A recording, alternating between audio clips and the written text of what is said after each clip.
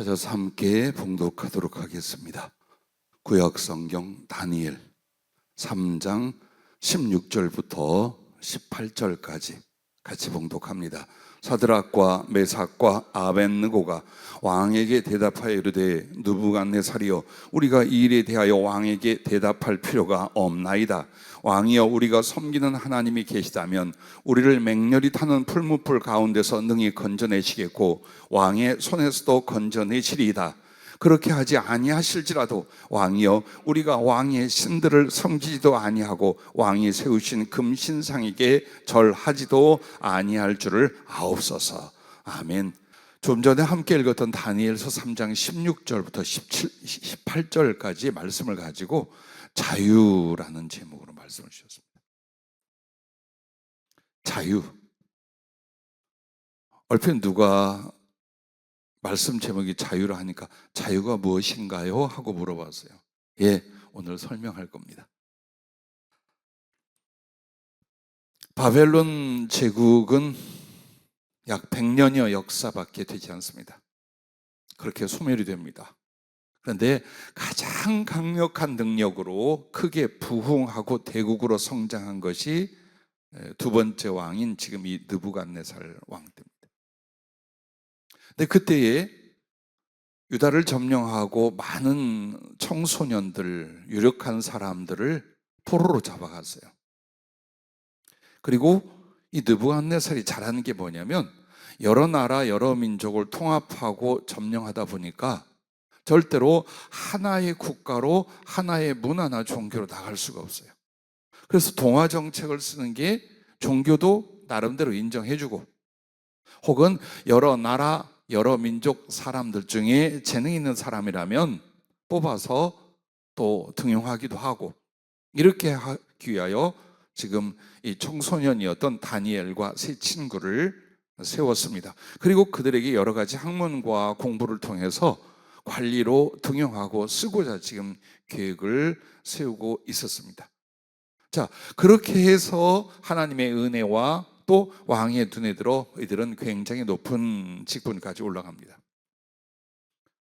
그런데 이 왕이 정치적으로나 종교적으로 하나 되어 자기를 바라보며 혹은 반역을 색출하기 위하여 금으로 만든 엄청난 신상을 세웁니다. 그리고 거기에 절을 하는지 안 하는지를 봅니다. 만약 절을 하지 않는다면 종교적인 이유도 있겠지만 분명히 왕이나 왕의 모든 계획에 대하여 불만 내지는 거역을 하고 있다는 이유로 잡을 수가 있었습니다. 혹시라도 그런 생각과 마음을 가진 사람들조차도 하나 되게 하고 복종케 하고 혹은 색출하게 하여 우상 숭배를 결정을 했습니다. 그런데 우리가 알고 있는 대로 다니엘의 이 세 친구, 절대로 절하지 않습니다. 그래서 왕이 사랑해서 그들에게 다시 한번 기회를 주지만 그때 하는 대답이에요. 사드락과 메삭과 아벳느고가 왕에게 대답하여 이르되 느부갓네살이여, 우리가 이 일에 대하여 왕에게 대답할 필요가 없나이다. 바로 죽일 수 있어요. 그것도 엄청난 용광로, 쇠를 녹이는 용광로 불을 7배내 한 데다가 태워 죽일 수 있어요.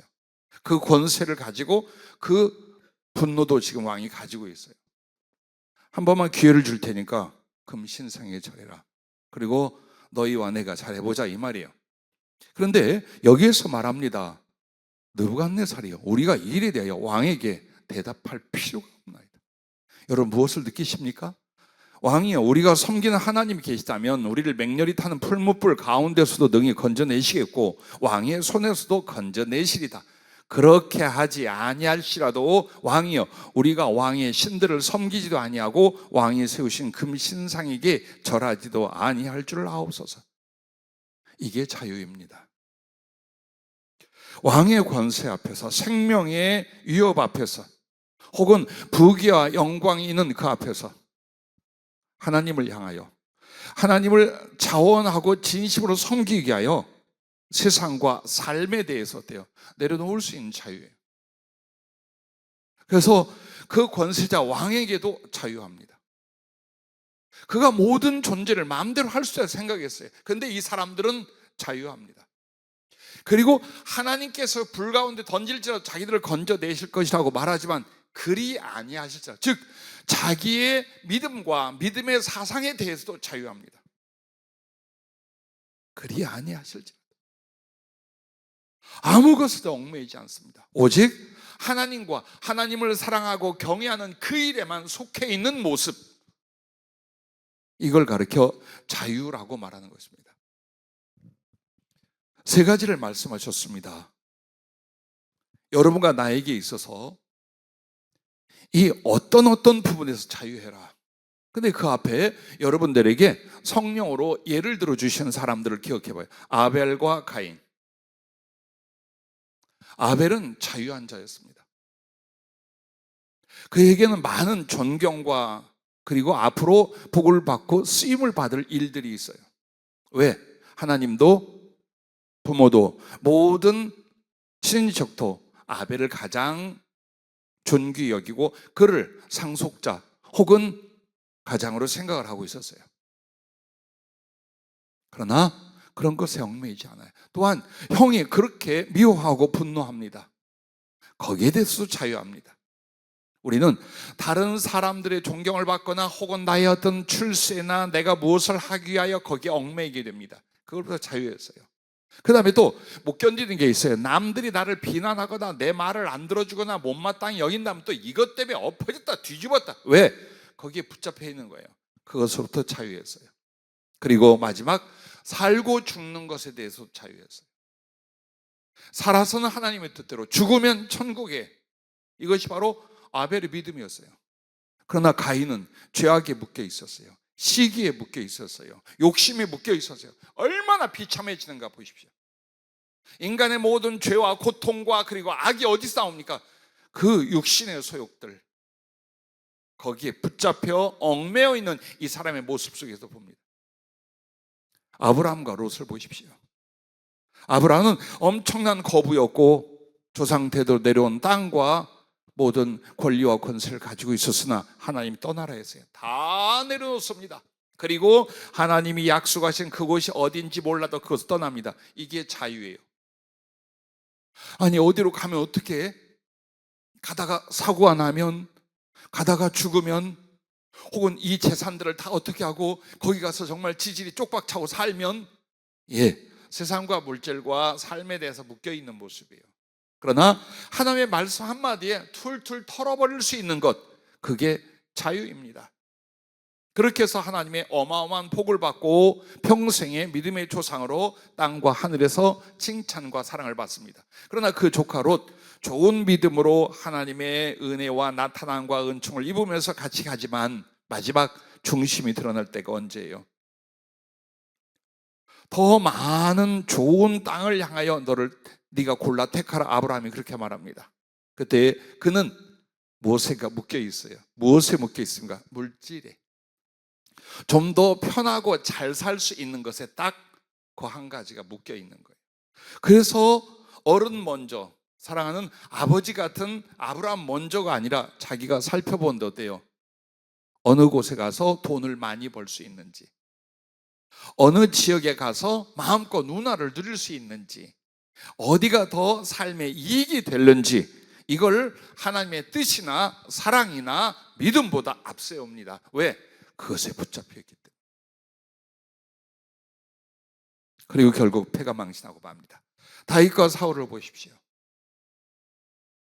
다윗 아주 인간적인 면도 있어요. 그러나 언제나 그는 다시 돌아옵니다. 자기를 붙잡고 있는 명예에 대해서, 권세에 대해서, 육신의 욕망이나 인간의 애정에 대해서, 그리고 그를 강력하게 따라다니던 비난과 공격에 대해서 결국은 어때요? 다 털어버릴 수 있는 자유를 가지고 오직 하나님을 향하여 나아가고 돌아가게 됩니다. 그러나 사울, 그의 권력과 위치를 지키기 위하여 사람을 두려워하고 이용하려 합니다. 그래서 결국 하나님을 두려워하거나 하나님께 순종치 못하고 사람의 눈치를 보며 그것에 붙잡혀 멸망하고 맙니다. 자, 보십시오. 자유가 뭔지. 부부가 있지요. 브리스길라와 아굴라 부부, 사도 바울을 돕고 끝내 이곳저곳을 함께 선교를 하며 로마까지 먼저 가서 교회를 세우고 또 하나님께서 그들을 들어서 큰 거부로 사업가로 그들을 서서 사용을 합니다. 근데 그들은 사업을 하는 사람이요, 물질이 정말 지극히 필요한 때에도 물질과 사업에 붙잡혀 살지 않았어요. 항상 그들에게는 복음을 전하는 일과 은혜를 받는 일과 그리고 믿음의 동지요 존경하는 신앙의 스승인 사도 바울을 돕기 위하여 그와 사역을 함께하게 하여 사업, 지역, 물질의 자유였어요. 여러분과 나는 이런 데 매력을 느껴야 됩니다. 누가 좀 더 육신적으로 잘 되었더라, 세상에서 뭘 좀 거기에 혹 해가지고 신앙이 아니고 인격이 아니고 하나님을 섬기면 섬김이 아닌 모습을 그냥 살아가는, 그래서 여러분과 나는 물질에게, 세상에게, 사람에게, 유욕에게 매여서는 안 된다. 거기로부터 자유해야 된다. 오늘 그 말씀을 하고 계신 것입니다. 그러나 아나니아와 삽비라 부부가 사도행전에 나오죠. 이들도 두 부부가 믿음으로 살고 초대교회, 예루살렘 교회에 중요한 역할까지 했어요. 그리고 많은 사람들이 은혜를 받고 그 물질로부터 자유하고 하나님 사랑에 붙잡히기 시작하는데 자기들의 물질을 가지고 가난하고 어려운 사람을 돕고 나누는 일에 다 나서기 시작했어요. 그동안 악착같이 살아가고 모아왔던 그 염려와 두려움과 그리고 욕망의 대상이던 물질을 하나님의 뜻과 사랑의 구제, 사랑의 섬김을 위하여 자유해진 사람들의 뒤를 자기들도 따라가려고 했어요. 그런데 자유하지 못했어요. 이거 다 헌금했다가 이거 다 나눠줬다가 우리 나중에 쪽박 차면 어떡해? 자식들도 키워야 되고 우리도 그러면 어떡할까?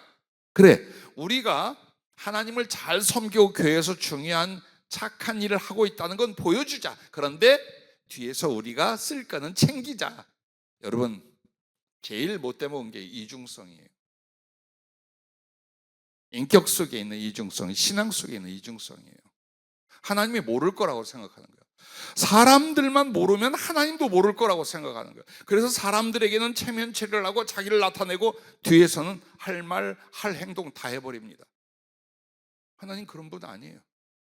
그리고 중요한 일과 하나님의 계획과 은혜 앞에선 사람의 인격성의 중심을 다 드러나 버리게 만듭니다. 그걸 우리가 하나님께 두려워야 돼요. 그래서 겉과 속을 하나로 만들어가는 죄 많은 인생이지만 그걸 애쓰고 노력하고 만들어갑니다. 그러면 그럴수록 세상과 물질과 내 자신의 죄성과 욕망 등에 대하여 자유한 사람이 되어져 간다는 겁니다. 자, 이 사람들을 통해서 주님 보여주신 게 뭡니까? 신앙의 승리와 실패, 그리고 삶의 행복, 하나님의 들어쓰심, 이것은 바로 주 안에서 자유함, 여기에 있다는 걸 가르쳐 줍니다.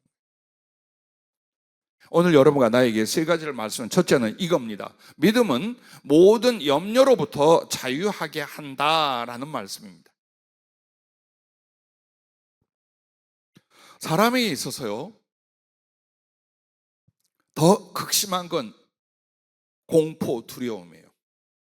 근데 그 공포나 두려움이 어디서부터 시작이 되느냐? 사소한 염려, 걱정에서 시작이 됩니다. 모든 불행도, 연약함도, 그리고 길을 흐트러져 진리를 따라가지 못하게 하는 것도 어디에서 오느냐? 염려로부터 옵니다. 그런데 염려가 직접적인 악이나 죄가 아니라고 생각을 하고 크리스찬인데 염려를 밥 먹듯 합니다. 걱정을 물 마시듯 합니다. 그리고 나서 심령이 쭈그러지고 삶이 엉망이 되는데도 왜 그럴까?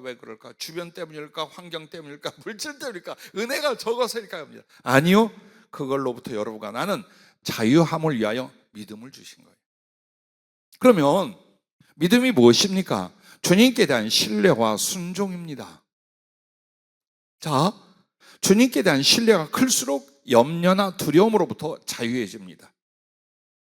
나는 어렸을 때 기억이요, 아버지는 병들어 누워 계셨고, 그리고 내 기억에 얼마 되지 않아 눈을 뜬 채로 돌아가셨어요. 그러면 40대부터 어머니가 자식들을 키우고 저를 돌보기 위해서 정말 못할 일 할 일 다 하시며 그 고생과 가난을 감당하셨어요. 밥을 못 먹을 때도 비일비재했었어요. 그냥 잡곡으로 연명을 하거나 혹은 개울물을 퍼마시며 허기를 달랜 적도 있어요. 그런데 아무것도 내게는 두려움과 염려가 없었어요. 어머니 한 분의 사랑이면 충분했어요. 그가 항상 내 곁에 계셨고 나의 필요를 위해서라면 가난하지만 모든 노력과 모든 수고를 다 감당하셨어요. 그 어머니는 내게 있어서 하나님이었어요. 그래서 어머니만 곁에 있다면 그 어린 나이에 어떤 일도 어떤 상황에도 마음에 걱정하고 낙심하고 두려워하지 않았어요. 하물며 전능하시는 하나님, 세상을 지시고 창조하고 여러분을 구원하시며 여러분을 향하여 자식이라, 아들이라 딸이라 하는 하나님을 여러분 어때요? 믿고 있어요. 그분은 당신의 모든 걸 다 바쳐 심지어는 그 외아들 예수 그리스도를 우리에게 위하여 내어 주시기까지 우리를 사랑하는 그분이 그 예수님과 함께 모든 것을 너희에게 주시지 않겠느냐라고 사랑의 고백을 하고 계셔요. 여기에 대한 신뢰예요. 여러분이 하나님에 대한 신뢰는 그가 살아계시냐 안 살아계시냐, 그가 진짜냐 가짜냐 이게 아니에요. 그가 살아계시되 그가 전능자 창조주시되 나 같은 것을 어느 누구보다 사랑하는 사랑의 하나님이다. 바로 이 부분에서 여러분이 믿음, 신뢰를 갖는 거예요. 그래서 신뢰는 하나님을 아는 것에서 비롯이 됩니다. 그분이 누구인지 지식으로 알고 영으로 경험하고 삶에서 체험해 나가는, 그래서 하나님과의 사랑의 직접적인 삶, 이 하나님을 알아가는 과정 속에서 그분에 대한 믿음이 절제하고 큰 확신과 신뢰가 만들어지는 거예요. 자, 어려움이 왔어요. 필요하지만 너무나 내게 궁핍함이 왔어요. 그럼 이런 문제들 인하여 막 머리를 아파하고 괴로워하고 낙심하고 번뇌하고 그럴 것이 아니라 이런 것들을 능히 해결하고도 나를 사랑하시는 그 하나님, 그분이 내가 구하기 전에 있어야 될 것을 알고 계시고 구하면 내가 생각하고 마음먹고 더 크게 이루실 내 하나님이 계셔요. 그 신뢰, 그 믿음이에요. 그래서 여러분과 나는 하나님을 자꾸 알아가는 거예요. 내 삶 속에 가장 중요한 것과 거룩한 의무와 은총이 뭐냐? 하나님을 경험해 가는 것, 하나님을 말씀 속에서 알아가는 것, 바로 이 부분이 우리의 믿음을 만들어냅니다. 그러면서 동시에 여러분의 신뢰, 믿음은 어디에서 나오냐? 순종에서 나옵니다. 이제 내가 하나님을 경험했어요, 성령을 받았어요, 꽤 믿음이 크다고 생각해요. 그런데도 마음속에서 염려나 걱정이나 낙심이나 절망이나 두려움이나 삐뚤어진 것들이 자꾸만 일어납니다. 그래서 행복이 없어요. 은혜의 기쁨이 없어요. 그 이유가 뭔가? 잘 보세요. 순종이 자꾸 결여되고 있는 거예요. 믿음은 있습니다라고 하는데 지 뜻대로, 지 생각대로, 지 감정대로, 지 계획대로 살아버리는 거예요. 여러분, 이것은 믿음이 아니에요. 이것은 거역이고 위선이에요. 그렇다면 참 믿음을 갉아먹고 참 믿음이 부식되어 꺾어지기 시작을 하는 거예요, 자기 안에서. 그래서 하나님을 아는 것만큼 신뢰를 하고 내가 그래서 그 하나님 앞에 즐거이 순종하는 만큼 믿음이 커지게 돼 있어요. 그래서 여러분이 하나님을 알고 그분에게 순종하는 한 두려움이 오질 않아요. 번뇌나 좌절이 오질 않아요. 왜? 이미 그 하나님께서 나에게 충분한 인격적으로 말씀하시고 만나주시고 그리고 역사하고 계신 걸 내가 알아요. 내가 아는 거예요. 그래서 여러분의 믿음이 어떻습니까? 어떤 염려의 상황이라든가 걱정과 두려움의 상황이 올지라도 이걸 보고 좌절하지 않고 이걸 보고 겁먹지 않고 그보다 더 크시고 능히 이 따위 것들은 해결하실 내 하나님을 바라보면서 여러분은 믿음으로 말미암아 염려를 이기는, 즉 염려로부터 자유한 사람이 되는 것을 믿으시길 바랍니다. 에베소 4장 13절 15절에 이런 말씀이 있어요. 우리가 다 하나님의 아들을 믿는 것과 아는 일에 하나가 되어 온전한 사람을 이루어 그리스도의 장성한 분량에 충만한 데까지 이르리니 라고 말합니다. 자, 하나님을 아는 것과 믿는 것. 그럼 아는 것이란 뭡니까? 말씀을 통하여 지식으로 우리 주님을 내가 알게 되었어요. 그리고 그 지식은 지식이 아니라 인격적으로 삶 속에서 사랑의 교제와 체험으로 당신을 알아가기 시작을 했어요. 이것으로 믿음이 생기고 믿음의 장성한 자가 되어가는 거예요. 그렇게 해서 여러분과 나는 어떻게 해요? 온전한 사랑. 이 말은 성숙한 인격, 그리고 하나님을 향하여 그리스도의 성품과 마음을 닮아가는 그 거룩한 영적 장성함이 일어난다는 거예요. 이걸 통해서 믿음의 성장은 영혼 전체의 성장을 이룬다는 거예요. 그렇게 되면 어떻게 되느냐? 14절 이렇게 말합니다. 이는 우리가 이제부터 어린아이가 되지 아니하여 사람의 속임수와 간사한 유혹에 빠져 온갖 교훈의 풍조에 밀려 요동하지 않게 하려 합니다. 이게 이제 어린아이 신앙이라. 이게 믿음 없는 신자의 모습이라 이 말이에요. 근데 여기서부터 우리를 어떻게 합니까? 장성한 믿음과 온전한 사람과 그리스도를 닮아가는 성숙한 신앙인으로, 믿음의 사람으로 세워야 된다는 거예요. 이렇게 세워가는 것이 바로 하나님을 아는 것과 그분에게 순종함으로 말미암아 만들어내는 신뢰, 그리고 당신을 향한 믿음이 되는 거예요.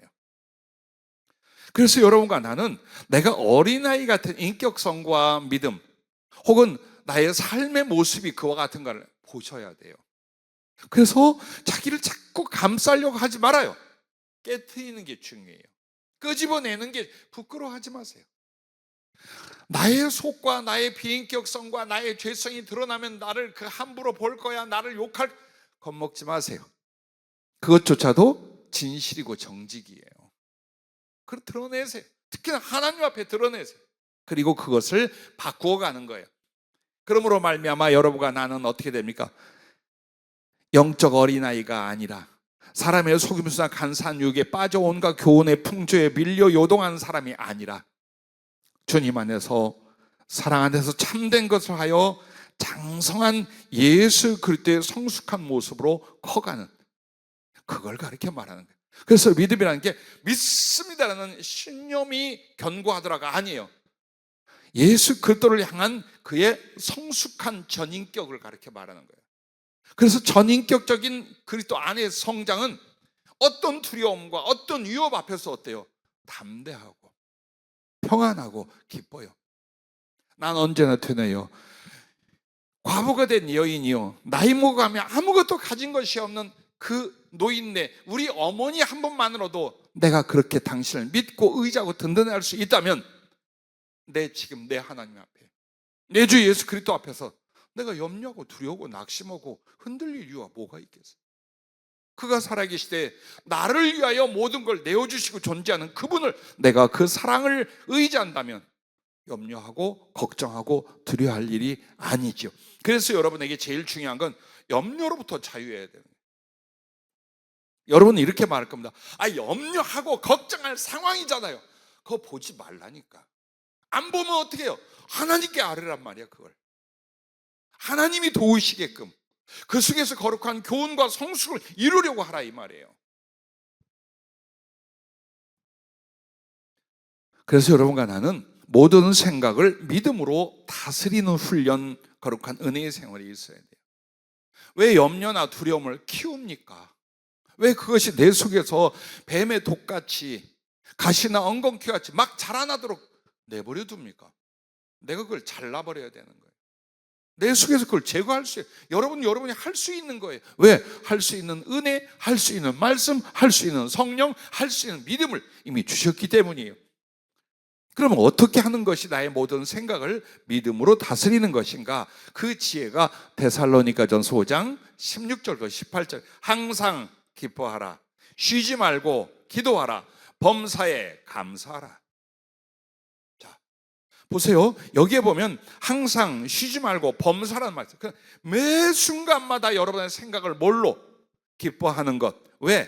주님 안에서, 주님 때문에. 그리고 항상 기도하는 것, 그리고 감사하는 것. 이 세 가지가 뭡니까? 늘 나의 모든 생각들을 믿음으로 다스려 가는 거예요.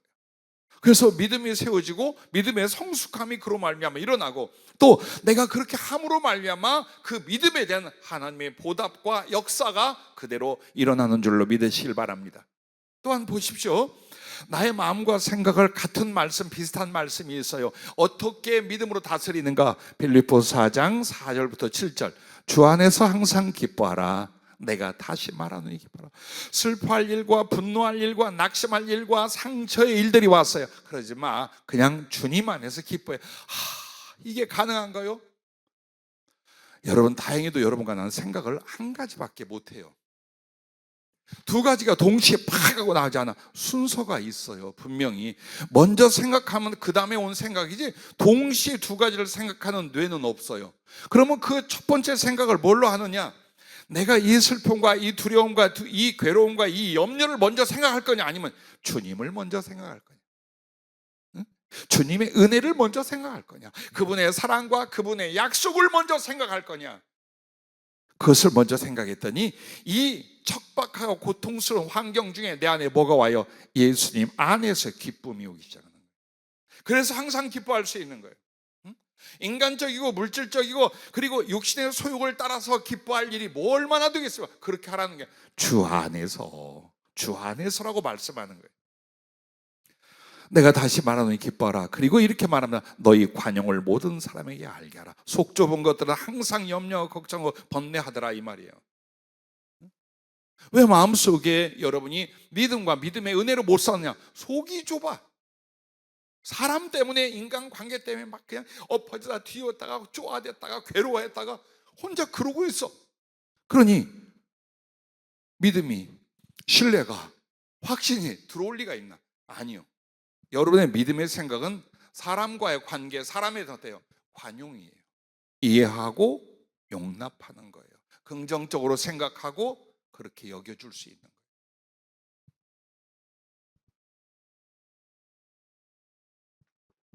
믿음의 성품 훈련은 자기 행복을 위한 거예요. 성숙도 성숙이지만 정말 예수 안에서 거룩한 기쁨과 행복을 위한 게 뭐냐? 자기 성품을 만드는 거예요. 남을 위해서 만드는 게 아니에요. 성품을 못 만들면 항상 뭐가 와요? 갈등, 번뇌, 좌절, 그리고 치우쳐 악으로 이렇게 되게 돼 있어요. 오늘 부디 여러분의 믿음으로 나의 생각을 다스리는 바로 이것들이, 하나는 기뻐하는 것, 사람을 향하여 관용을 베푸는 것, 그리고 세 번째는 아무것도 염려하지 말고 다만 모든 일에 기도와 간구로 너희 구할 것을 감사함으로 하나님께 아뢰라. 염려하고 두려워하고 그것만 계속 되새기고 말하고 고통받고 방황하지 말고, 그거 삭제, 그거 하지 말고 차라리 그 내용을 기도해라, 이 말이에요.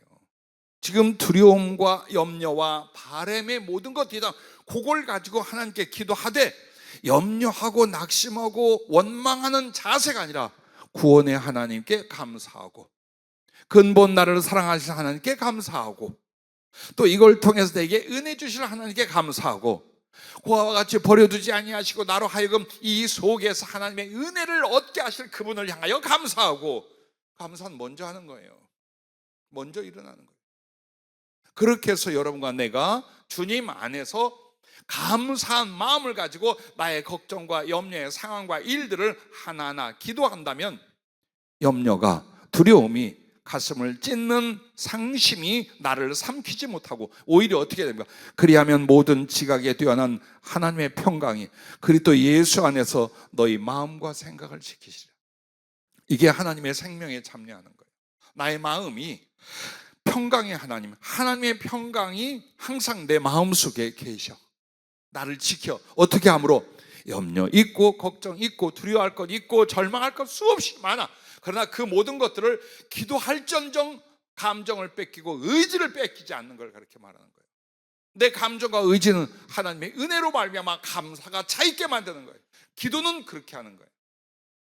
그러면 하나님의 임재와 그의 응답은 어떻게 옵니까? 평강으로, 마음의 큰 담대함과 편안함과 그리고 왠지 모를 거룩한 기쁨이 함께하는, 바로 이렇게 해서 자기를 다스려가는 거예요. 베드로를 보십시오. 풍랑의 파도를 볼 것인가, 주 예수 그리스도를 바라볼 것인가, 그것이었어요. 오늘 우리도 마찬가지예요. 여러분의 삶은 꼭 뭐 같으냐? 거대한 풍랑이 일고 파도가 높이 일고 우리를 삼켜버릴 것 같은 그 상황에 있어요. 그래서 그걸 바라보면 두려워하고 염려하고 걱정하고 좌절할 것밖에 없어요. 자식을 보면 대답이 나옵니까? 아내는 남편을 보면 대답이 나옵니까? 혹은 친구라, 우정의 동지라고 바라보면 대답이 나옵니까? 안 나와요. 그럼 어떻게 할까요? 주님을 바라보는 거예요. 세상이 어려우면, 삶이 어려우면, 환경이 어려우면 어려울수록 더 주님을 강한 한나의 시선으로 계속 바라보고 의지하는 거예요. 그걸 만들어내. 이 세월은 무슨 시간으로 주셨습니까? 그 믿음을 만드는 시간이었어요. 결코 환경 아닙니다. 사람 아닙니다. 그러므로 내가 지금 파도 속에 빠져 들어간다 할지라도 두려워하지 마십시오. 여러분의 믿음의 눈으로, 소망의 눈으로 그리스도를 바라보고 두 손을 들어 그의 손을 잡으십시오. 그가 그 파도를 이기게 하고 주님과 함께 동행한 소원의 항구를 향해 나아갈 배 위에 여러분을 올려주실 줄로 믿으시길 바랍니다. 그리고 그 뒤에 이제 베드로에겐 정말 폭풍물 속에, 바닷속에 빠져 죽어가는 일이 벌어집니다. 그 일이 뭡니까? 그리스도를 부인하고 배반하여 절망과 두려움의 풍랑의 파도에 빠진 때가 되었습니다. 그러나 주님이, 부활의 주님이 그를 다시 찾아왔어요. 그리고 그로 하여금 오직 주 예수 그들을 바라여 일어나게 만듭니다. 그러므로 십자가에 거꾸로 죽을 때까지 그는 다시 절망하고 다시 두려워하고 다시 그로 인하여 배반하고 뒤돌아서지 않았어요. 우리를 만들어가는 세월과 과정을 보십시오. 여러분이 자꾸만 육신과 물질에 더 나은 걸로 하나님이 나를 채우고 나를 들어쓴다, 여기에 빠져 살면 안 돼요. 그게 여러분을 망하게 만들고 그게 여러분을 자유하지 못하게 만드는 거예요. 그럼 어떻게 할까요? 믿음을 지금 만드는 거예요. 믿음으로 하나님을 만나고 믿음으로 하나님의 일을 하고 믿음으로 구원을 받고 믿음으로 그리스도를 닮아가는 것인데 이걸 만들게 만들려는 거예요. 그러므로 여러분에게 일어나는 염려나 두려움의 것들은 오히려 믿음을 키우게 만드시는 하나님의 은총이라고 받아들이시기를 바랍니다. 왜? 사실이에요. 우리가 그렇게 적용해 보는 게 아니라 사실이에요. 그래서 여러분은 이렇게 말할 겁니다. 고난이 내게 유익이라. 내가 고난을 당하고 주의 율례를 배우게 돼. 하나님의 말씀, 하나님의 뜻을 내가 배우게 되었나요? 어떤 부딪힘과 아픔, 어려움 속에서 여러분이 지나고 나서 믿음으로 그걸 극복하잖아요. 더 아름답고 크고 강한 믿음의 사람이 되어 있는 걸 볼 거예요. 더 하나님을 의지하고 사랑하고 경외하는 사람으로 여러분은 서 있어요. 그거 돈으로 되는 거 아니에요. 능력으로 되는 거 아니에요. 과정을 겪으면서 여러분이 그렇게 자기의 심령을 믿음으로 다스리고 적용의 감으로 말미암아 여러분은 염려와 두려움으로부터 자유해져서 그렇게 되는 것입니다. 두 번째는 사랑은 욕망과 탐심으로부터 자유하게 한다라는 것입니다. 젊은이들은 잘 모를 수도 있어요. 근데 오랫동안 하나님 말씀 앞에 그분의 임재와 사랑 앞에 고민하며 괴로워하며 애쓰고 수고했던 그 흔적이 있는 사람들은 제일 바로 아는 게 뭐냐? 내게 있는 욕망과 탐심. 이 부분을 어떻게 할까? 이것으로부터 어떻게 하여야 자유할까? 왜? 자유하여야만 진짜 하나님 사랑을 할 수 있거든요. 진짜 하나님께 순종을 할 수 있거든요. 내 속에는 더럽고 악한, 아주 수십 년 산 그동안의 모든 그 고약하고 독한 욕망과 탐심이 나를 사로잡고 있어요. 이 부분을 뭘로 해결하느냐? 이 사슬에서 무엇으로 자유케 되냐? 하나님의 사랑을 실천하는 거예요. 그거밖에 없어요. 사랑으로 말미암아 욕망과 탐심으로부터 자유하게 하는 거예요. 그 외에는 모두 다 더 깊은 욕망과 탐심으로 들어가게 만들며 붙잡히게 만듭니다. 그러므로 여러분과 나는 첫째, 진실한 하나님의 사랑을 경험하며 따르려고 해야 돼요. 많은 이들이 여기에서 실수를 하는 게 뭐냐? 성령으로 말씀으로 하나님의 사랑과 은총을 경험합니다. 근데 그걸로 끝나는 거예요. 경험했거든 따르라 그 말이에요. 그 방향으로, 그 가치관으로, 그 삶으로 들어가라 이 말이에요. 이게 가장 소중하다. 내 모든 인생의 사상과 가치관을 바꿀 것이다. 내가 예전에 이렇게 살았지만 이제는 내가 하나님의 사랑을 경험하고 그리스도의 십자가를 알아가면서 어때요? 나도 그 하나님을 사랑하고 그 사랑을 실천하는 삶으로 가리라 라는 이 배움과 따름이 여러분에게 일어나셔야 돼요. 내가 은혜를 경험했다, 주님을 만났다, 성령을 받았다. 그게 전부 다 뭔데요? 성령으로 말미암아 하나님의 사랑이 우리 마음에 부음바 되니 이걸 경험시켜 준 거예요. 그러면 그 은혜, 그 사랑을 경험했으면 어때요? 인격도, 삶의 내용도, 방법과 목적까지도 전부 다 어때요? 그리스도의 사랑으로 그리스도의 사랑. 이게 먼저 돼야 돼. 계산하고 있어요. 이것 때문에 걱정하고 저것 때문에 염려하고 이렇게 살까 저렇게 하면 잘날 맨날 이것만 하고 있어. 그게 아니라니까. 무엇이 주님의 사랑을 이루고 다른 것인가? 이게 여러분에게 중심으로 만들어져야 돼. 그러기 전에는 거듭남이 없어요. 여러분과 나는 항상 이렇게 우리 이미 거듭났다라고 생각해요. 그러면 여러분은 사랑을 기뻐하고 있어야 돼요. 주님 사랑, 영혼 사랑을 정말 기뻐하며 자동으로 나와야 돼요. 막 고민하고 인색하고 염려하고 걱정하고 그래서 조금 아니야. 그건 성령으로 사는 게 아니에요. 그거는요 세상 사람도 다 그 정도네. 여러분은 거듭난 성령의 사람이라며 구원받은 하나님의 생명에 참여한 사람이라며 그럼 어떤 일이 벌어질까요? 하나님의 생명과 그의 성품 사랑이 내 안에 계속 일어나게 돼 있어요. 그래서 그 사랑을 누구에게? 이웃과 형제들에게 나누게 되는 거예요. 근데 이렇게 주님 사랑을 내가 경험하고 그 사랑을 따라가면 여러분 보세요. 잘 아는 말씀이라 잘 안 봤죠? 그래서 여러분에게 소개해 드리려고 그래요. 고린도전서 13장 1절부터 내가 사람의 방언과 천사의 말을 할지라도 사랑이 없으면 소리나는 구리와 울리는 꽹과리가 되고 내가 예언하는 능력이 있어 모든 비밀과 모든 지식을 알고 또 산을 옮길 만한 모든 믿음이 있을지라도 사랑이 없으면 내가 아무것도 아니요 내가 내게 있는 모든 것으로 구제하고 또 내 몸을 불사르게 내줄지라도 사랑이 없으면 내게 아무 유익이 없느니라. 만약에 주님 사랑, 영혼 사랑이 여러분이 귀중히 여기지 않는다면 여러분이 받은 모든 은사나 능력이나 물질이나 삶이 다 꽝이야. 헛거다 이 말이야. 헛것. 그런데 그 헛것을 위하여 그렇게 애를 쓰고 염려하고 아파하고 노력하고 그렇게 사는 거예요. 그 헛거야. 아무것도 아니야. 그럼 어떡하랴? 이렇게 말씀합니다. 사랑은 오래 참고 15가지가 나와요. 사랑은 온유하며 사랑은 시기하지 아니하며 여기서 제가 할 말이 있어요. 사랑은 질투하고 시기하는 것 맞아요? 맞아요. 육신의 욕망에서 나온 인간적인 욕심에서 나온 사랑은요 반드시 대가를 원해요. 그 대가를 충분히 얻지 못하면 시기하고 질투하게 됐어요. 여기서 말하는 사랑은 지네끼리 좋아서 하는 사랑이 아니라 육신의 소욕으로 이익으로 하는 사랑이 아니라 예수님의 사랑을 알고 받아서 그 예수님을 위한 예수님의 이름으로의 사랑을 말하는 거예요. 거기엔 시기가 없어요. 왜? 내가 사랑하는 이들이 서로 잘 되면 좋아. 잘 됐으면 좋겠어. 더 행복했으면 좋겠어. 더 사랑하고 더 돕고 더 축복하고 더 많은 걸 받았으면 받을수록 내게는 행복과 기쁨이 이게 그리스도의 사랑이에요. 그런데 꼴을 못 봐. 너 나만 쳐다봐. 넌 내 거야. 넌 오직 나만을 위해서 존재해. 이건 죄악이에요. 이것은 자연스러운 인간의 인격이 아니라 그리스도 예수 안에서 성령의 사람들에게는 아주 악한 거예요.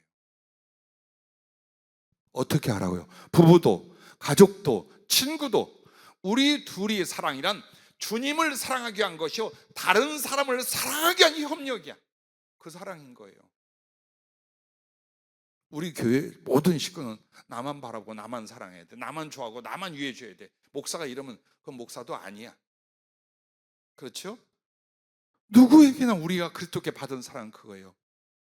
누가 나보다 더 잘 되기를, 누가 나보다 더 잘 섬김 받기를, 내가 돕는 사람이, 내가 사랑했던 사람이 다른 사람을 더 사랑해주고 내게 돌아올 사랑이나 보답이 아니라 더 다른 형제에게, 다른 이웃에게 너를 나눠줘. 나 그래서 너를 사랑하고 도와준 거야. 나한테 하라는 게 아니야.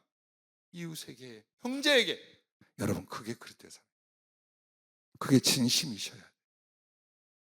그게 진심이셔. 아니요 우리가 얼마나 악한 거짓말을 하고 사는가 보셔 하느냐. 그러므로 숯과 겉이 같아질 때까지 몸부림쳐서 자기를 깨고 부시는 거예요. 내가 그리스도를 사랑해. 그리고 그 사랑을 나는 하늘로 올려보내는 게 아니에요. 이웃에게, 형제에게 나눠주는 거예요. 그리스도의 사랑을 그리스도를 위하여 그리스도의 이름으로 나눠주는 거예요. 여러분, 시기가 어디에 있겠습니까? 질투가 어디 있겠습니까? 없어요. 그래서 사랑은 시기하지 아니하며, 사랑은 자랑하지 아니하며, 교만하지 아니하며, 무례히 행하지 아니하며, 예의 없는 것들, 자기의 유익을 구하지 아니하며. 보세요, 자기의 유익을 구하고 있는 그 순간은 이미 그리스도의 사랑을 저버린 거예요. 언제 예수님이 자기의 이익을 위하여 우리를 부리던가요? 우리를 사용하던가요? 아니라 그 말이에요. 성내지 아니하며, 악한 것을 생각지 아니하며, 불의 일을 기뻐하지 아니하며, 진리와 함께 기뻐하고, 모든 것을 참으며, 모든 것을 믿으며, 모든 것을 바라며, 모든 것을 견디느니라. 예, 이렇게 아름다운 거예요. 그래서 이 사랑이 바로 하나님의 구원의 생명인 거예요. 여러분과 나에게 이런 것이 없다면 하나님의 생명을 알지도 못한 자요, 여전히 사망에 거한 사람들.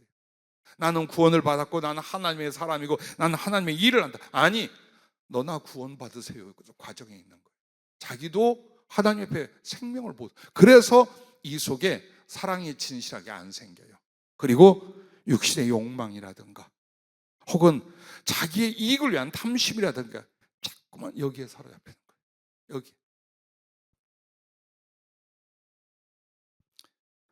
고린도전서 13장 11절로 넘어가면 이런 말씀이 있어요. 내가 어렸을 때에 말하는 것이 어린아이와 같고, 깨닫는 것이 어린아이와 같고, 생각하는 것이 어린아이와 같다가 장성한 사람이 되어서는 어린아이의 일을 버렸노라.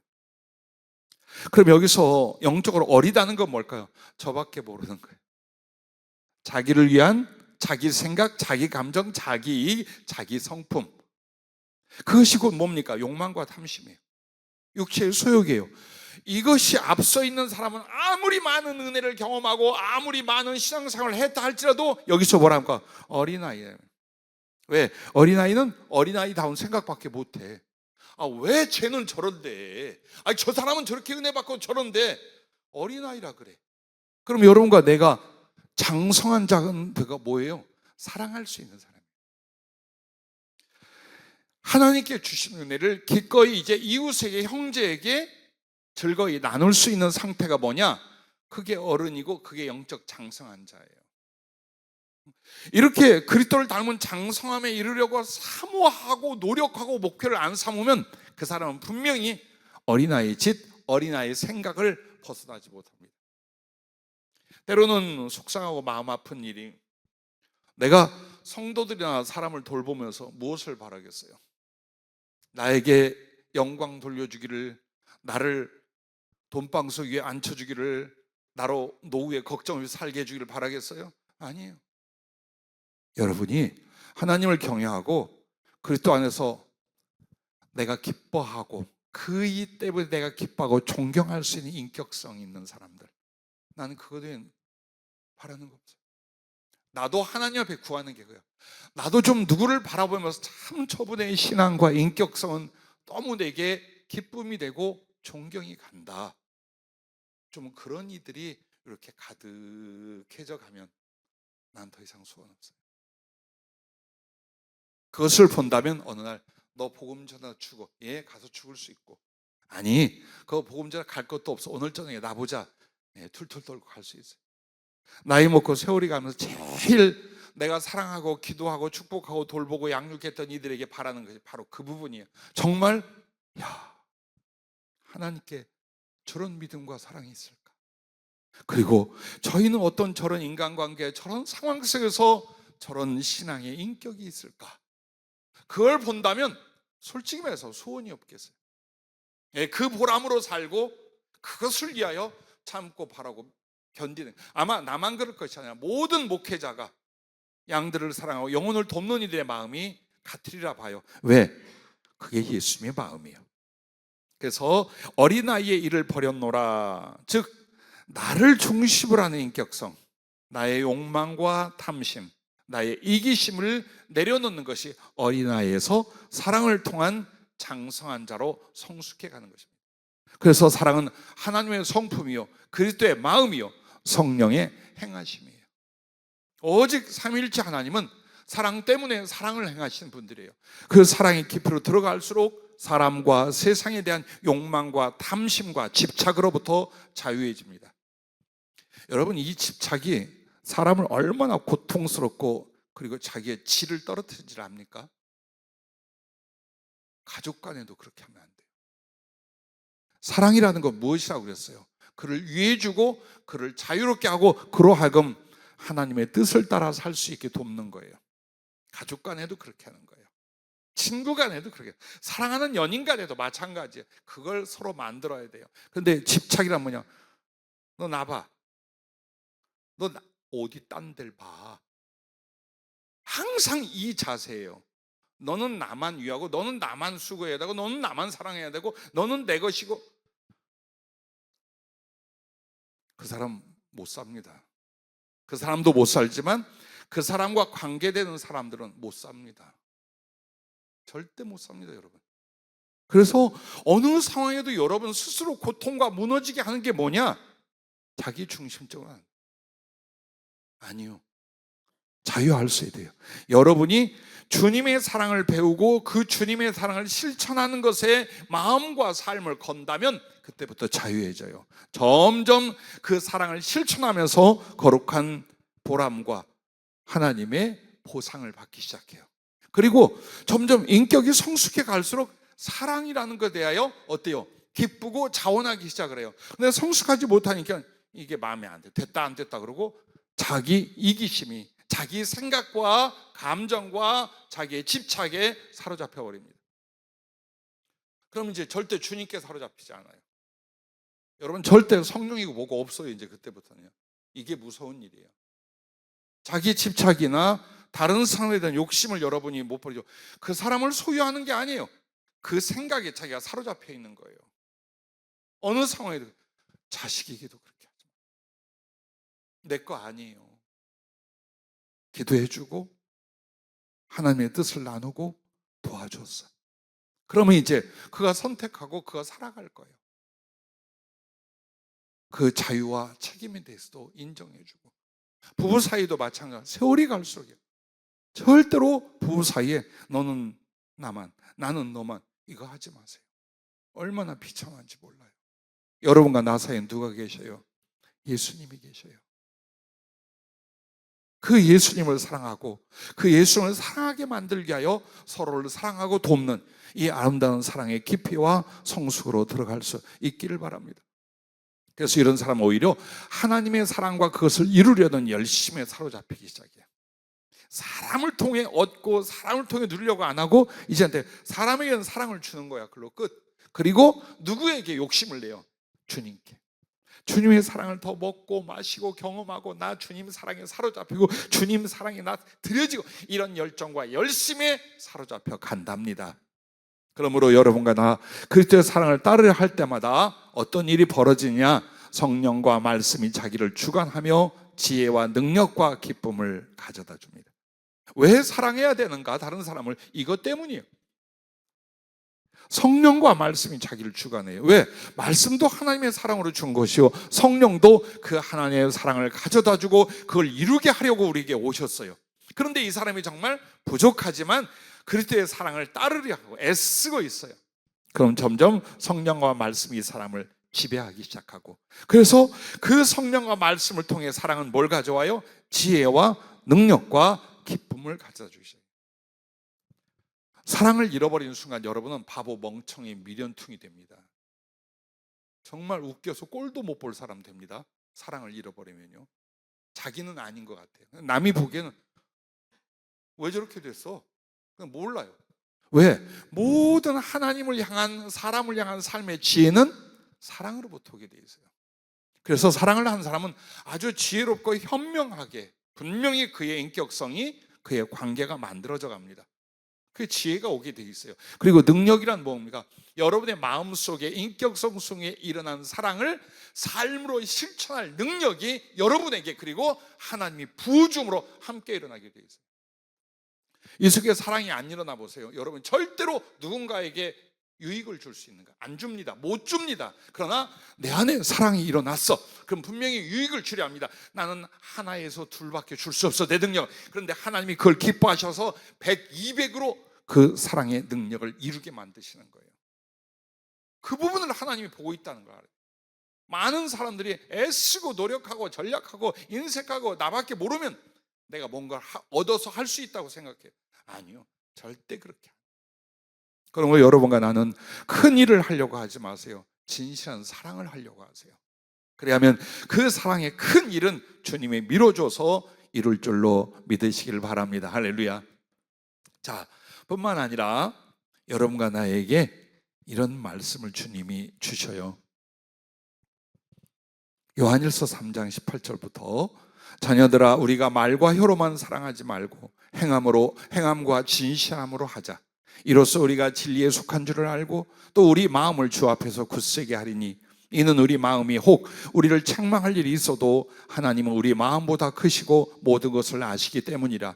사랑하는 자들아 만일 우리 마음이 우리를 책망할 것이 없으면 하나님 앞에서 담대함을 얻고 무엇이든지 구하는 바를 그에게서 받나니 이는 우리가 그의 계명을 지키고 그 앞에서 기뻐하시는 것을 행함이라. 그의 계명은 이것이니 곧 그 아들 예수 그리스도의 이름을 믿고 그가 우리에게 주신 계명대로 서로 사랑할 것이니라. 얼마나 아름다운 찬송시 같지 않습니까? 여러분과 내가 뼛속까지 들여놓고 성화되고 이루어야 될 말씀이 아니겠습니까? 그래서 하나님을 더욱 경외하게 되고 하나님께 대한 사랑을 사람, 영혼에게 관용과 섬김으로 나누게 됩니다. 그래서 부디 여러분과 나 이걸 배우셔야 돼요. 그때 사랑이 우리를 강권하시는 것. 즉 하나님의 사랑, 예수님의 사랑이 나를 그 사랑으로 살아갈 수 있도록 강하게 붙잡아 주신 은혜 혹은 그 사모함 속으로 여러분이 들어가셔야 돼요. 지금은 내 마음대로 살아도 될 것 같죠? 조금만 지나보세요. 기회를 박탈당해요. 사랑을 베풀거나 사랑을 배울 수 있는 기회를 이 사람 잃어버려요. 이게 두려운 거예요. 하나님은 언제나 우리를 그냥 내버려 두시는 것 같죠? 아니요. 분명히 하나님의 사랑을 알려줬어요. 그리고 그 사랑을 경험했어요. 그리고 그 사랑을 나도 서원하여 나누기로 했어요. 그런데 이렇게 안 해. 자꾸만 자기 자아와 이기심에 붙잡혀 이걸 못해. 그러면 주님이 얼마큼 가서는 더 이상 그 사랑을 붙지 않아요. 그 사랑을 지식으로 주지 않아요. 그걸 뭔 줄 알아요? 바로가 완악하게 되더라라는 경우가 와요. 그래서 우리가 하나님을 두려워할 게 딴 게 아니에요. 하나님은 엉망진창 지 마음대로 살아도 내버려 두시더라가 아니에요. 손을 놓으실 때가 있어요. 은혜를 멈추실 때가 있어요. 그 방향으로 이끌지 않으실 때가 있어요. 그래서 여러분아, 내가 하나님을 두려워한다는 것, 그게 바로 경외하다란 말이에요. 그래서 여러분은 절대로 빼앗겨서는 안 될 것이 뭐냐? 사랑이라는 부분. 이것이 주님 사랑, 영혼 사랑인가? 이것이 주님을 사랑하는 것이고 영혼을 사랑하는 것이가? 나는 그걸 택할 것이야. 내가 손해가 되거나 인정을 받지 못할지라도, 내가 오히려 모함을 당한다 할지라도 나는 주님 사랑, 영혼 사랑으로의 생각과 마음과 행위를 나는 택할 것이야. 요한일서 3장 14절부터 이렇게 무서운 말씀이 있어요. 우리는 형제를 사랑함으로 사망에서 옮겨 생명으로 들어간 줄을 알거니와 사랑하지 아니하는 자는 사망에 머물러 있느니라. 네가 지금 아무리 날고 뛰고 신앙생활을 하고 하나님 앞에 믿음으로 살고 뭐 하나님 나라를 위하여 충성하겠다 해도 너 형제 사랑이 없지? 넌 그냥 옛날 죽음의 상태야. 거기에 머물러 있는 거야. 왜? 생명으로 들어가는 건 바로 사랑으로 말미암아야. 그걸 지금 말씀하는 거예요. 그 형제를 미워하는 자마다 살인하는 자니 살인한 자마다 영생이 그 속에 거하지 아니한 것을 너희가 아는 바라. 예, 누가 꼴 보기 싫습니까? 누가 여러분에게 서운하게 했습니까? 누가 여러분에게 죄를 범했습니까? 손톱으로 까주고 싶고 잘못됐으면 좋겠고 저것만 안 보이면 살 것 같고 그렇습니까? 여러분 사망에 거하는, 여러분의 심령이 거하고 감정이 거하고 그것을 누리고 있는 여러분의 상태가 어디에 가 있는 거예요? 지옥에 가 있는 거예요. 죽음에 가 있는 거예요. 이걸 두려워해야 돼요. 돈을 잃거나 사람을 잃는 걸 두려워하는 게 아니에요. 건강을 잃거나 지위를 잃는 걸 두려워하는 게 아니에요. 내 안에서 사랑을 잃어버린다. 나는 사망에 던져져, 죽음에 던져져 있는 존재예요. 나의 생명은 이 사랑으로 말미암아 내게 임한 거예요. 그리고 하나님의 생명과 그 생명의 활동은 사랑을 하게 만드는 거예요. 이걸 여러분이 알고 믿는다면 어떡할까요? 내 속에서 일어나는 탐심이나 이기심이나 인간적인 욕심이나 시기나 집착이나 여기에 빠져 살까요? 아니요. 절대적으로 사양해야 됩니다. 그래서 여러분 안에 사랑이 일어나지 않거나 그 사랑을 품어 실천하지 않을 때는 사망의 상태에 거하고 있다고 성경은 말씀하고 있는 것입니다. 마지막 세 번째로 이걸 자유해야 되는데요. 성령은 자기로부터 자유하게 한다. 자, 믿음은 염려로부터 자유하게 하고, 사랑은 탐심과 욕망으로부터 자유하게 하고, 성령은 죄와 육신의 본성을 이기게 하려고 오셨어요.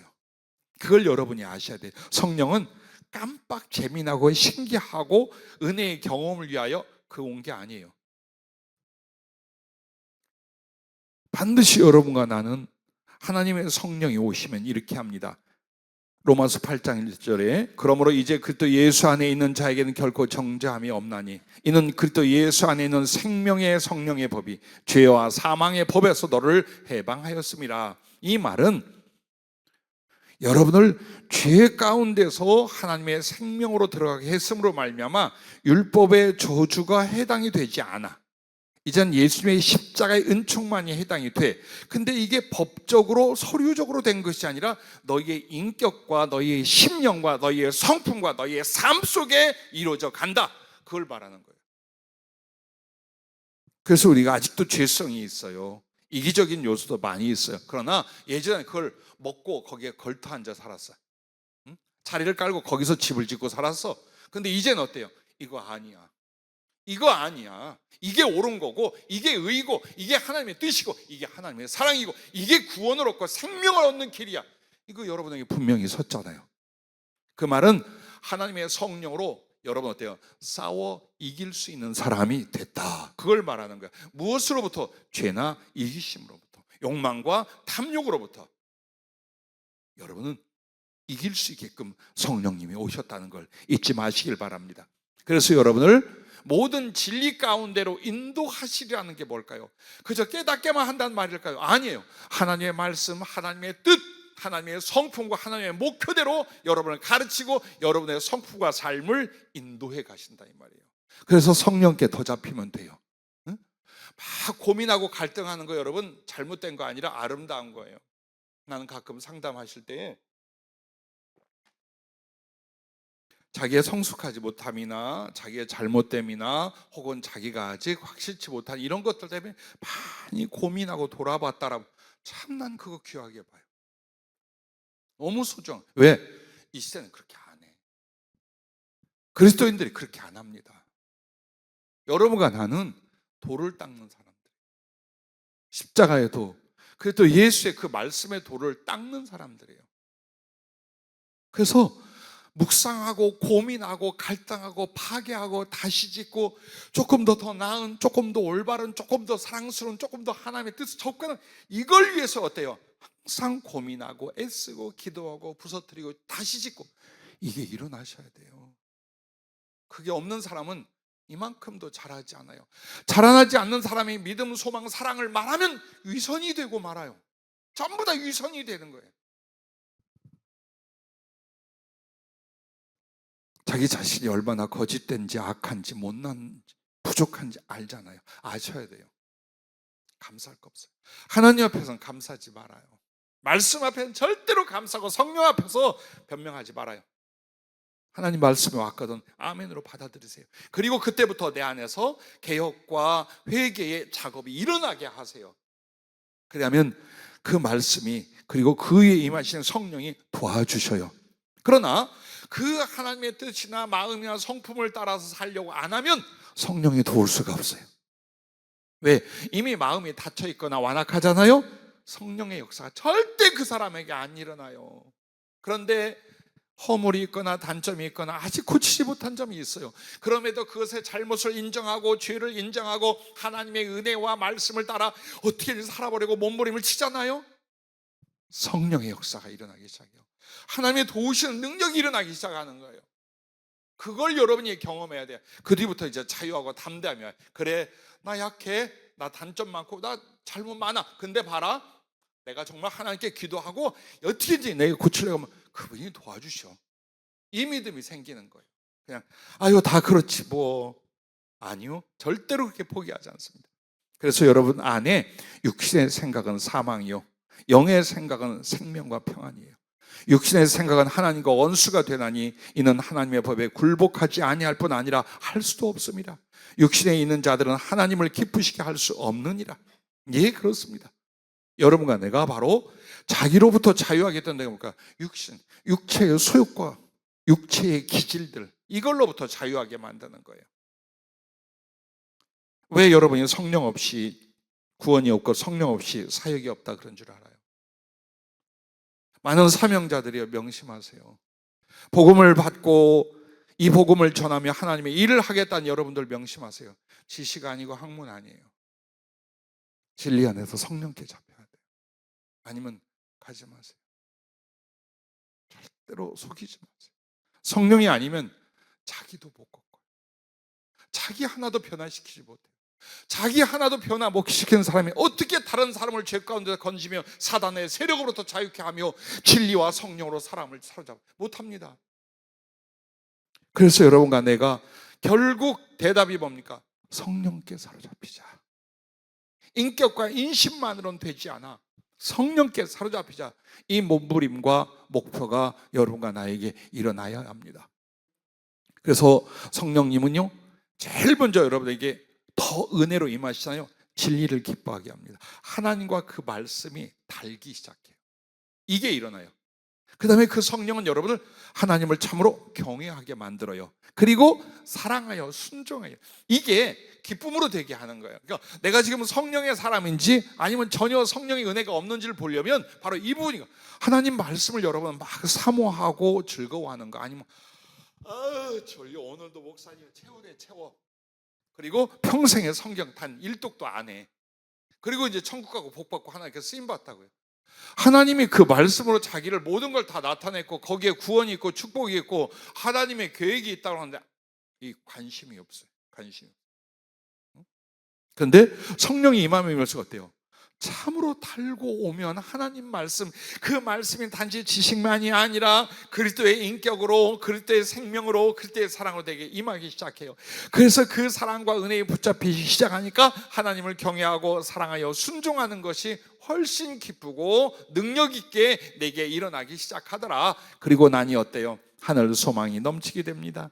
신령한 하나님의 은혜와 진리의 세계에 들어가게 되고 그곳에서 살게 됩니다.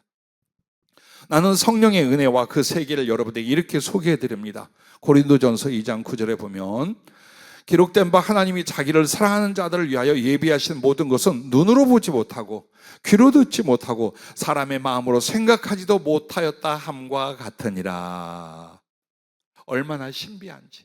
그러니까 남들이 충분히 설명할 수 있다면 깊이로 안 들어간 거예요. 나 역시 그래요. 누가 와서 천국에 대해서 했는데 하늘나라에서 귀신이 보여준 거 있고 그 다음에 하나님이 보여준 게 있대요. 하늘나라를 귀신이 어떻게 귀신이 나타나했나? 그게 아니라 귀신이 보여주는 건 세상 건물과 집으로 똑같이 보여주고 하나님 보여주는 건 보석으로. 아니요, 세상의 건물로 보여줬다고 해서 귀신이 보여줄 게 아니라 여러분이 가지고 있는 지식과 경험, 인식 안에서 비유로 보여주게 돼 있어요. 하나님 나라는. 그래서 실제로 여러분과 나에게는 그 신비함의 세계를 가르쳐 줄래야 우리의 인식과 지식과 경험 안에 없어. 그래서 천국을 적나라하게 설명하는 건 못해요. 다만 더 신비하고 오묘한 언어와 우리의 경험 안에서의 표현을 하는 거예요.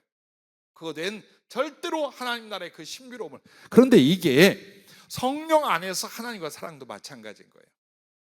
남들은 이해 못하는 거예요. 들은 견식으로만 하나님의 은혜가 어떻고 믿음 생활이 어떻고 이렇게 말합니다. 그런데 이 사람은 성령으로 말미암아 깊어지잖아요. 그러면 그 사랑과 진리와 능력과 은혜의 오묘 깊은 세계를 언어로 다 말할 수가 없어요. 다 할 수가 없어요. 그래서 그것을 뭐라고 하냐? 사랑의 비밀이라고. 주님과 나만 가진 그 사랑의 비밀, 그리고 그 신비롭고 신령하고 능력 있는 세계 속으로 여러분이 점점 성령에 의하여 들어가게 되는 거예요. 결국 죄와 자신, 육신의 소욕이나 세상의 풍속 등에서 내가 자유해지는 건 하나님의 성령께 얼마나 더 사로잡히느냐, 여기에 달려 있다라는 것을 잊지 마시길 바랍니다. 그래서 여러분과 내가 이걸 경험해도 그런즉 누구든지 그리스도 안에 있으면 새로운 피조물이라, 이전 것은 지나갔으니 보라 새 것이 되었도다. 이게 이제 여러분의 마음과 여러분의 신앙 간증이 돼야 돼요. 안 하셔도 괜찮다고. 근데 이 말에 너무 이제 믿음을 갖고 계신 것 같아요. 1년에 한 차례 추수감사절에 우리 주님 앞에 평생에 주신 은총이나 혹은 올 1년에 주신 정말 감사로 영광 돌릴 것 하나씩 적어봐라.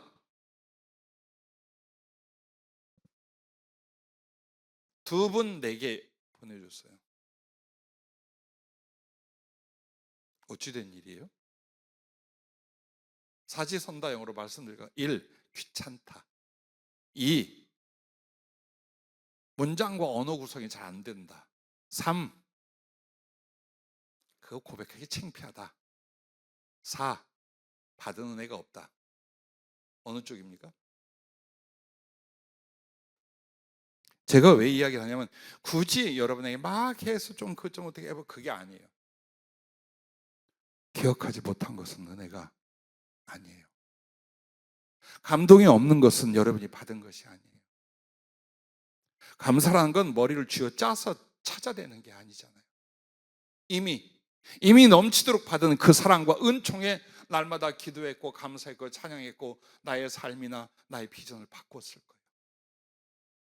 그것들이 내게 생명과 같이 있을진데 글로 쓸 것도 없이 말로 해도 할 수 있는, 언제든지 주님 앞에 감사를 간증을 하면 바로 줄줄줄줄줄 나와야 되는 게 정상 아니겠어요? 그럼 왜 그렇게 살지 않느냐? 오늘 이 말씀이에요. 너무나 육신과 세상에 붙잡히고 묶여있는 게 많으면 하나님의 사랑과 은총에 대해서 여러분이 잘 분별이 안 돼요. 그리고 또 분별해도 그것으로 내가 삶을 바꾸지 않는 한 그렇게 큰 감사와 그렇게 큰 은총과 사랑으로 여겨지지 않아요. 여러분은 하나님께 감사의 고백을 하면 사업이 잘 되거나 물질 문제가 좋게 된 거, 아니면 뭐 병이 나은 거, 혹은 우리 자식들이 잘 된 거, 이런 걸 하는 줄 알아요. 자, 그래서 우리가 육신으로 생각하는지 혹은 성령 안에서 깨닫고 생각하는지의 범위와 깊이가 전혀 달라요. 그래서 부디 여러분에게 부탁해요. 성령을 구하세요. 난 여러분이 성령 충만에 이르지 못하는 이유가 앞에 말한 내용들이에요. 염려를 믿음으로 극복하지 못하는 것, 그 다음에 자아나 자기의 육신의 소욕 등등을 사랑으로 극복하지 못하는 것. 그래서 하나님의 성령께 잡히지 않아요. 왜? 양심에 구해지지가 않아요.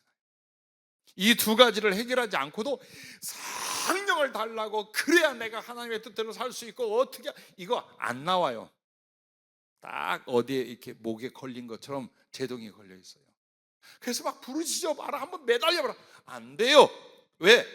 자기의 영의 비밀 깊은 곳에서 안 나와요, 절대로. 그런데 여러분이 믿음과 사랑으로 만들어 가잖아요. 더 갈망, 더 목이 마르고 죽을 것 같아요. 성령이 아니면 이 믿음의 부족함과 이 사랑의 부족함에 대하여 미칠 것 같은, 즉 진짜 은혜는 사모함, 그 일이 일어나요. 그래서 오늘 세 번째로 성령이 여러분을 자유케 한다는 이 부분에서 앞에 두 부분이 해결이 돼요. 그리고 나면 여러분이 사모하고 구하는 그 진심을 통하여 성령은 얼마든지 자기를 나타내고 부어주신다는 걸 잊지 마시기 바랍니다. 자, 자유의 능력이 있어요. 왜 여러분에게 오늘 자유라는 말씀을 줬느냐? 오늘 다니엘서의 3장 16절 18절 말씀에 그 금신상에 절하지 않고 이제 불구덩이에 던져질 상황, 1장 8절에 보면은 다니엘은 뜻을 정하여 왕의 음식과 그가 마시는 포도주로 자기를 더럽히지 아니하리라 하고 자기를 더럽히지 아니하도록 환관장에 구하니, 즉 하나님 앞에 우상 숭배에 접촉한 건 일절 죽인다 해도 안 먹기로, 그럼 자기는 물과 채소밖에 평생 못 먹어. 그런데도 뜻을 정했어요. 그리고 다니엘서 6장 10절에 보면 이제 다니엘에게도 시험이 오죠. 왕의 도장이 찍혔어요. 만약 정해놓은 기간 동안에 다른 신에게 기도하거나 예배하거나 절하면은 사자굴에 쳐넣어버린다 라는 조서의 도장이 찍힌 걸 알고도 하나님께 하루 3번 감사하고 간구하고 기도해요. 자, 이 3가지 사건이 뭡니까 여러분? 기적이 일어났더라. 하나님께서 아니, 자유한 모습이 뭔가를 보여준 거예요. 뭐가 자유인가를 보여준 거예요. 믿음의 자유, 하나님을 섬기는 신앙의 자유가 뭔가를 이 3사건을 통해 우리에게 보여준 거예요. 이게 자유예요. 죽여봐라. 너 한번 나 죽여봐라. 그럼 내가 진리를 배반하고 하나님을 저버릴 것인가? 나 그거 자유해. 죽고 사는 거 자유해.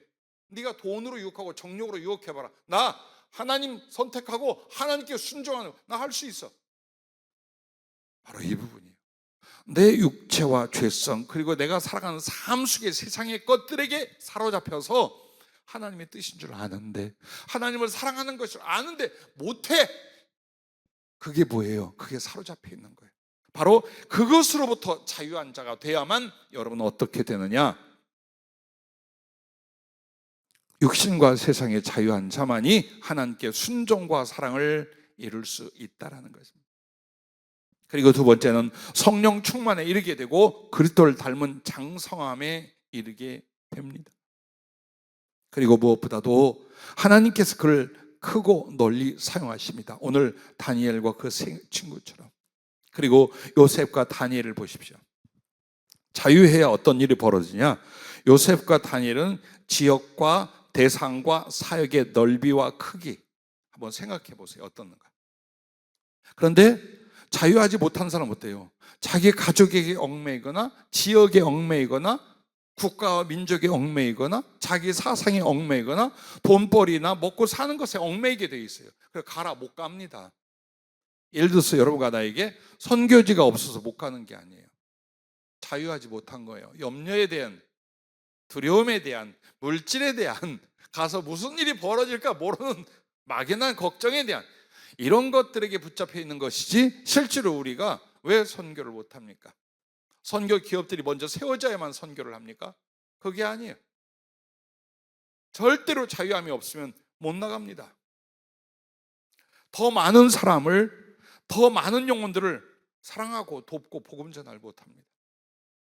오늘 여러분과 나를 만약에 더 크고 널리 아름답게 쓰시게 한다면 여러분 어때요? 자기로부터, 삶으로부터 자유하셔야 돼요.